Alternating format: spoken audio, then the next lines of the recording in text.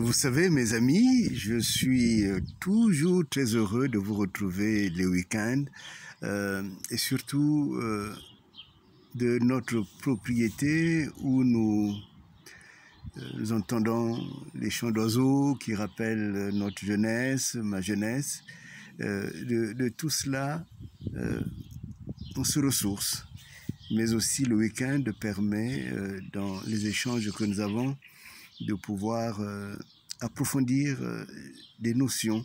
N'hésitez pas de faire des remontées s'il y a un point ou un autre que vous souhaitez que nous abordions ensemble ou que nous approfondissions, faites-le.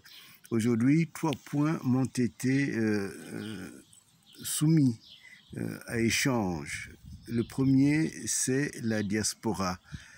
Comment se fait-il que la diaspora congolaise ne considère pas sa puissance et surtout, comment se fait-il que la diaspora congolaise n'a pas droit au vote? D'abord, dans le livre que j'ai écrit, qui fait du bien à malheureusement plus aux étrangers qu'à mes compatriotes, qui s'appelle La théorie de la tontine,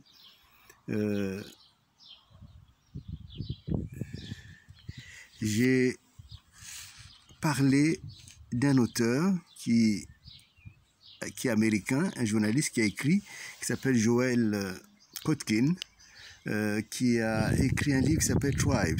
Et dans ce livre, il montre que le monde est dirigé actuellement par les diasporas, qui sont ce qu'il appelle des sortes de tribus. Et ces diasporas, en fait, non seulement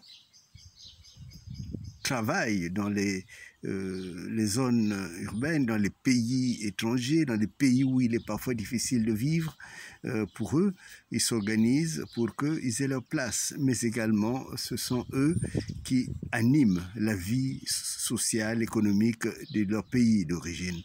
Et les Congolais sont malheureusement très fragiles. Beaucoup de ceux que je rencontre n'ont pas un emploi et cherchent un emploi. Beaucoup de ceux que je vois ont parfois des grands titres, mais ils n'ont pas des moyens économiques même pour vivre eux-mêmes. Et ils ne comprennent pas que cette fragilité est dangereuse, qu'il ne faut pas nécessairement attendre du travail du pays où vous êtes, mais il faut vous organiser, il faut apprendre à s'organiser pour créer des unités, ce que j'appelle de mes propres voeux, de tous mes voeux, les unités de prospérité, pour que vous ayez quelque chose à offrir au pays hôte, le pays qui vous accueille, pour que vous deveniez des acteurs économiques puissants au sein des pays dans lesquels vous existez, et que vous devenez riche. Il n'y a pas de problème à être riche. Il faut quitter ce jansénisme qui a permis d'appauvrir les pays, particulièrement les pays africains. Il faut penser que la Bible parle, je crois, Isaac était riche et fort riche. Et donc, quitter cette sorte de mentalité de pauvres pour devenir vraiment des hommes et des femmes riches sur qui le pays peut compter.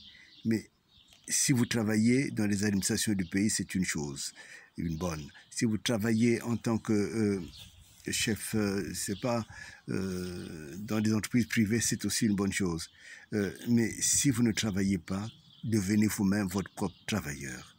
Et cela est vraiment important. Et il est temps de quitter cette sorte d'onirisme, c'est-à-dire que vivre n'est pas un rêve, c'est un combat. C'est Montouari, je crois, qui l'avait dit, la vie est un combat, mais y compris dans la vie à l'étranger. Et en tant que diaspora, ne dites plus « je suis à l'étranger, je ne peux rien faire ».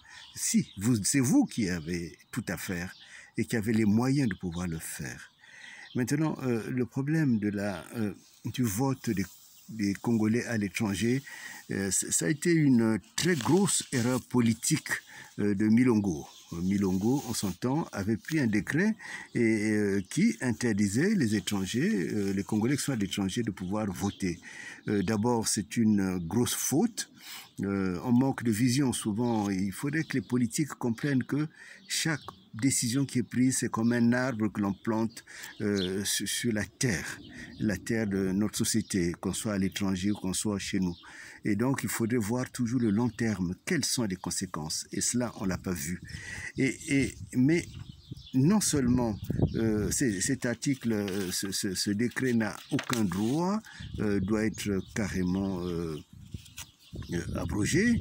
D'ailleurs, je crois que même dans les papiers, les gens ne le retrouvent plus, mais c'est bien Milongo qui avait pris cette décision dans un pays souvent où on manque d'hommes politiques visionnaires. Mais c'est également une violation totale des droits de l'homme et des citoyens. Parce qu'en son article 13, il est dit « Toute personne a le droit de circuler librement, de choisir sa résidence à l'intérieur d'un État. Toute personne a le droit de quitter tout pays, y compris le sien, et de revenir dans son pays. » Article 15, ça c'est l'article 13 que j'ai lu. L'article 15 dispose que tout individu a le droit à une nationalité. Nul ne peut être arbitrairement privé de sa nationalité, ni le droit de changer de nationalité. Cela signifie que en disant, en écrivant, en décrétant que les Congolais à l'étranger ne peuvent pas exercer leurs droits civiques, il s'agit d'une violation grave internationalement. Donc il faut reparer cette violation. Et il faudrait que les Congolais prennent conscience qu'ils ont, eux, à vivre à l'étranger pour ceux qui y sont, mais qui sont toujours des Congolais. Et donc, il y a des droits qui sont attachés au fait d'être de nationalité congolaise. Et parmi ces droits, il y a les droits à exercer les droits qu'un État permet et donne à tous citoyens, car ils sont encore des citoyens congolais.